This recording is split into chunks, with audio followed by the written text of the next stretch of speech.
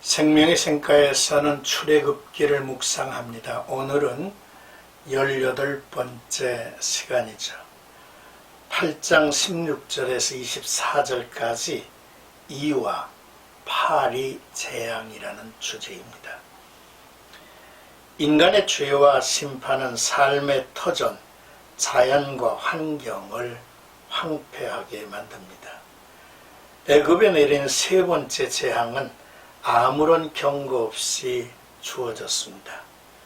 재앙이 계속되는 것은 인간의 마음이 교만하고 완강하기 때문이죠. 약속을 지키지 않았기 때문입니다. 자기에게 좋고 원하는 것만 따라 살기 때문에 하나님의 진노가 멈추지 않은 것입니다. 세 번째와 네 번째 재앙을 통해서 이스라엘 백성을 구별하시는 하나님의 모습을 보게 되죠. 먼저 16절에서 19절까지는 세 번째 재앙 티끌이 다 이가 되어 라는 내용입니다. 이미 강과 물이 피가 되었었습니다.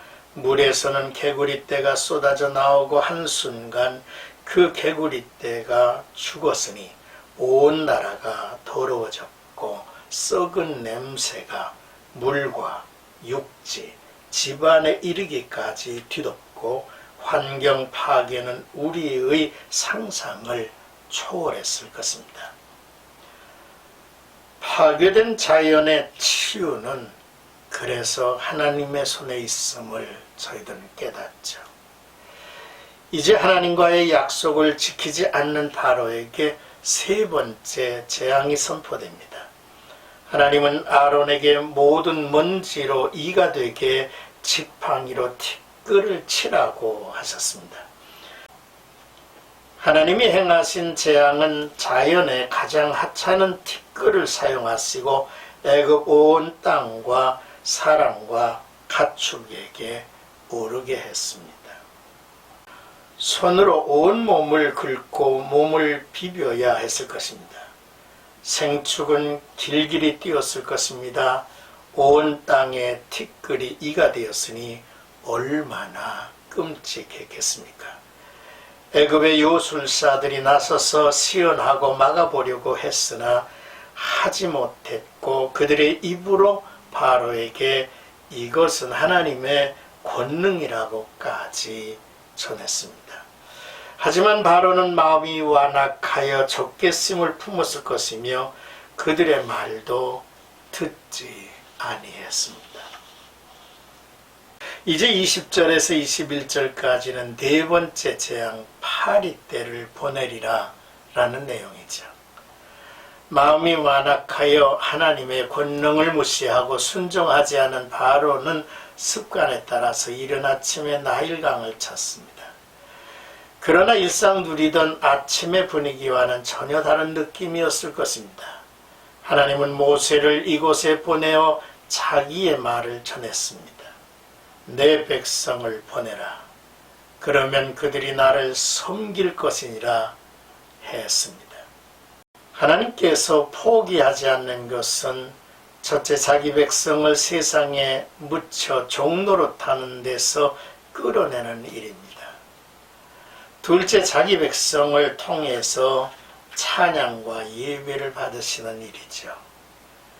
그러므로 하나님은 바로에게 내가 만일 내 백성을 보내지 않으면 파리떼가 애굽 사람의 집과 그들이 사는 땅에 가득할 것이라고 경고를 한 것이죠. 22절에서 24절까지는 애굽의 땅과 고센 땅이 구별되더라 라는 내용입니다. 하나님께서 네 번째 파리 재앙을 내리셨습니다. 내가 만일 내 백성을 보내지 아니하면 내가 너와 네 신하와 내 백성과 내 집들의 파리떼를 보내리니 애굽 사람의 집집에 파리떼가 가득할 것이며 그들이 사는 땅에도 그리 하리라. 끔찍한 재앙 경고입니다. 1921년 4월 서울에는 다음과 같은 문구가 실린 광고지들이 사람들의 눈길을 끌었다고 합니다. 파리를 잡아오세요. 파리 10마리를 잡아오면 3전을 드립니다.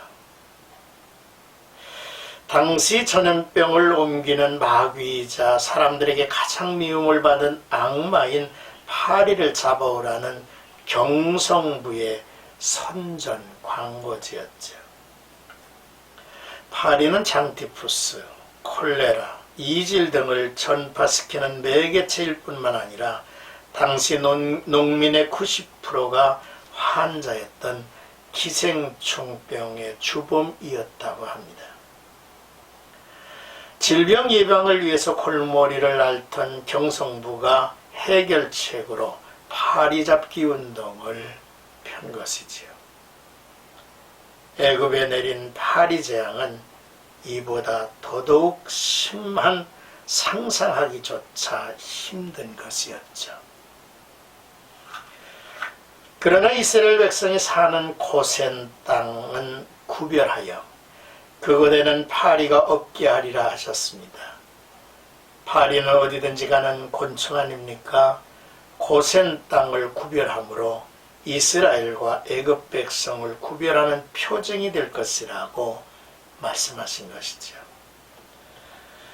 그렇습니다. 이스라엘이 더는 애굽에 속하지 아니하고 구별되었습니다. 하나님은 어떠한 상황에서도 그 백성을 기억하시고 돌보시는 분이시죠. 이스라엘이 거주했던 나일강 삼각주 유역의 고센 땅은 지리적으로 또 조건적으로 볼 때에 모든 재앙을 가장 많이 받을 수밖에 없는 지역입니다. 애굽 온 지역의 재앙이 휩쓸릴 때에 고센이 구별된 것은 바로 전능하신 하나님이심을 보여주는 증거가 되는 거죠.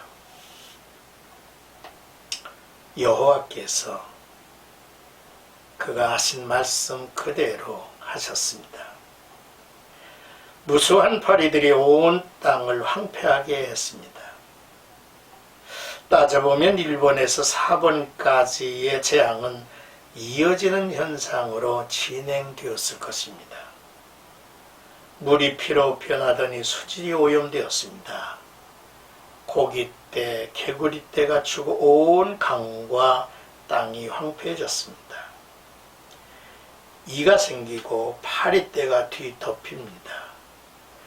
땅에 동식물들이 살기 어려운 애굽 땅이 된 것이죠. 사랑하는 생가가족 여러분, 바로의 마음을 마귀가 자물쇠로 얼마나 굳게 닫아버렸는지 누구의 말도 듣지 않습니다. 강대국 애굽이 이렇게 무너져가고 있다는 것을 인정을 안 합니다. 들어도 깨닫지 못하는 다친 마음이 되지 말아야죠. 그래서 하나님이 거룩하심 같이 성도들은 거룩해야 하죠. 그 증거는 구별된 생활입니다. 구별된 삶은 빛을 발하고 향기를 내는 것이죠. 그리고 하나님께 찬양과 영광을 돌리는 예배의 삶이 중단되어서는 안 된다는 것입니다. 하나님의 심판이 계속 이어진다면 무너지지 아니할 존재가 무엇이겠습니까? 오늘도 하나님의 뜻에 따라서 순복하며 사는 나와 여러분들이 되기를 주의 이름으로 축복합니다.